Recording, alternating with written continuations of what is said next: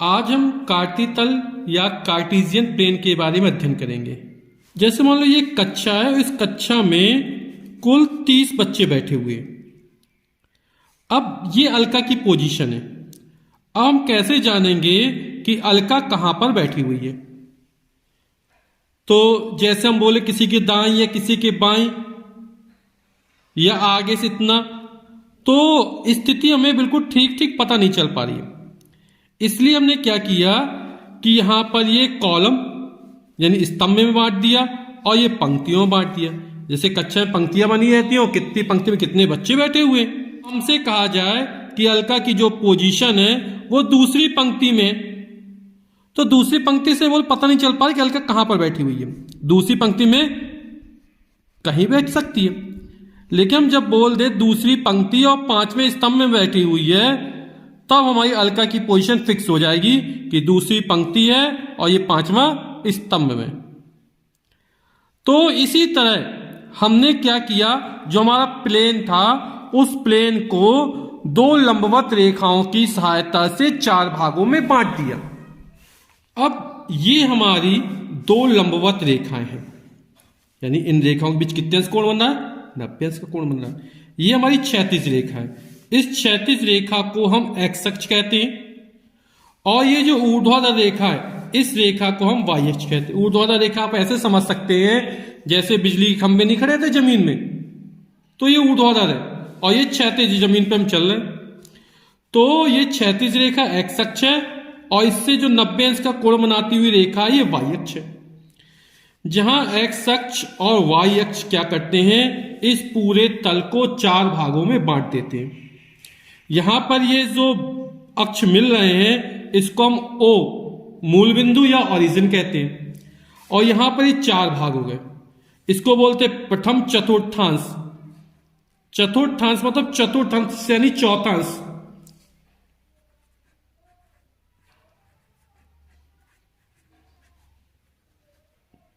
ये हमारा है प्रथम चतुर्थांश। इसी तरह ये हमारा द्वितीय चतुर्थांश कहलाएगा, ये वाला तृतीय चतुर्थांश कहलाएगा, और ये वाला चतुर्थ चतुर्थांश कहलाएगा। हमारा चतुर्थांश मतलब एक प्लेन को 4 भागों में बांटा गया, तो चौथांश है, 4th पार्ट। तो ये फर्स्ट क्वाड्रेंट, ये सेकंड क्वाड्रेंट, ये थर्ड क्वाड्रेंट और ये 4th क्वाड्रेंट। यहां पर ये इसको स्तंभ एक्स ओ एक्स डैश कर देते, ये वाई ओ वाई डैश कर देते। तो यहां पर ये जो पूरा तल कहलाएगा, इस पूरे तल को हम बोल देंगे कार्टितल या कार्टेशियन प्लेन कहेंगे।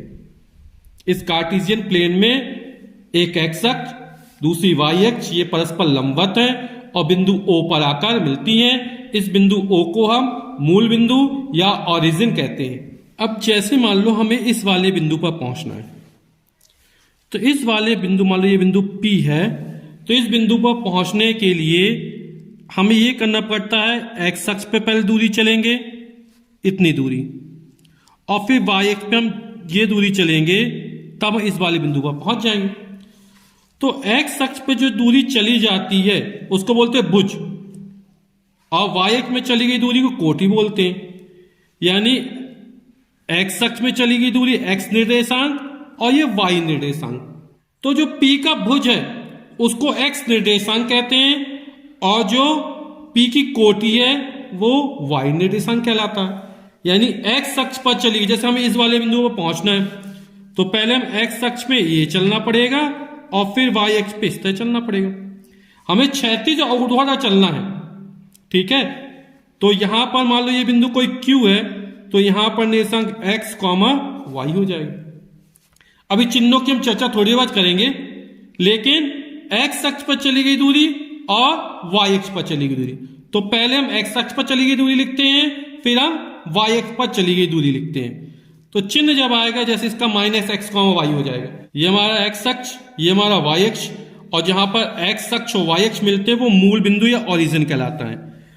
अब इस मूल बिंदु को जो निर्देशांक होते हैं वो 0,0 होते हैं, और समस्त दूरियां हम यहीं से चलना प्रारंभ करते हैं, नापते हैं कि x अक्ष में किस दिशा में जा रहे हैं। अब दिशा से तात्पर्य आया तो जब हम मूल बिंदु के एक्स अक्ष पर दाईं ओर चलते हैं, यानी राइट हैंड साइड की ओर चलते हैं, तब दूरी कैसी मानी जाती है? धनात्मक मानी जाती है। अभी हमने जाना कि हम दो बिंदुओं से लिखते हैं, पहले एक्स अक्ष फिर वाई अक्ष, यानी भुज और कोटि, यानी एक्स निर्देशांक और वाई निर्देशांक।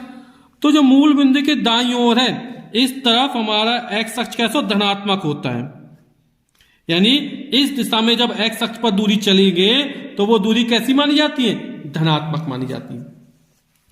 जब एक्स अक्ष में मूल बिंदु के बाईं ओर जाते हैं तो जो दूरी होती है वो कैसी मानी जाती है? ऋणात्मक मानी जाती है। कब मानी जाती है? जब हम इस मूल बिंदु के बाईं ओर जाते हैं, किसमें? एक्स अक्ष पे। तो हम पूरे, चूंकि पहले भुज लिखते हैं यानी एक्स निर्देशांक लिखते हैं, तो ये हमारा क्या हो जाएगा? ऋणात्मक हो जाएगा।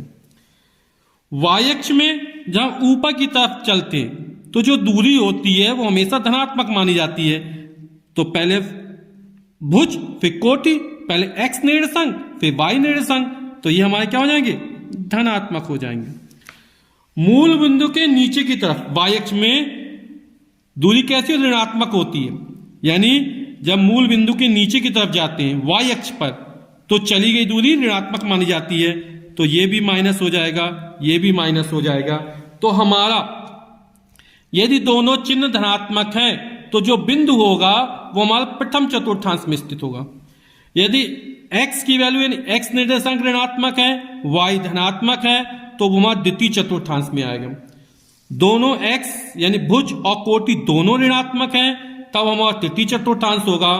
और यदि x धनात्मक है, y ऋणात्मक है, यानी x निर्देशांक धनात्मक है, y निर्देशांक ऋणात्मक है, यानी भुज धनात्मक है, कोटि ऋणात्मक है, तो जो बिंदु होगा वो हमारा चतुर्थांश में स्थित होगा। जैसे हमसे कोई कहा जाए कि बिंदु -5,4 किस चतुर्थांश में स्थित होगा, तो ये हमारा भुज ऋणात्मक है, यानी x निर्देशांक ऋणात्मक है, y धनात्मक है, तो वो हमारा द्वितीय चतुर्थांश में स्थित होगा।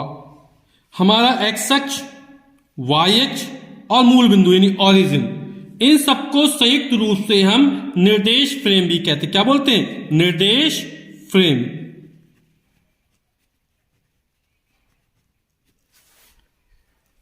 x अक्ष, y अक्ष और मूल बिंदु को मिला दिया है तो इन सबको सम्मिलित रूप से हम निर्देश फ्रेम या फ्रेम ऑफ रेफरेंस कहते हैं। अब जैसे मान लो कोई बिंदु यहां पर स्थित है, ये बिंदु, तो यहां पर x अक्ष में तो गए नहीं, तो x की वैल्यू क्या होगी? 0, यानी भुज का मान कितना होगा? 0। और y चलेंगे तो 0, y हो जाएगा, यानी y अक्ष में प्रत्येक स्थान पर x का मान 0 होता है। इसी तरह x अक्ष में जैसे हम कहा यहां पर है कोई बिंदु, तो हम x अक्ष पे चलेंगे, ऊपर नीचे तो गए नहीं, तो x अक्ष में प्रत्येक स्थान पर जैसे इसका मान x है तो y का मान कितना हो जाएगा? 0। तो y अक्ष में प्रत्येक स्थान पर x का मान 0 होता है और x अक्ष में प्रत्येक स्थान पर y का मान 0 होता है।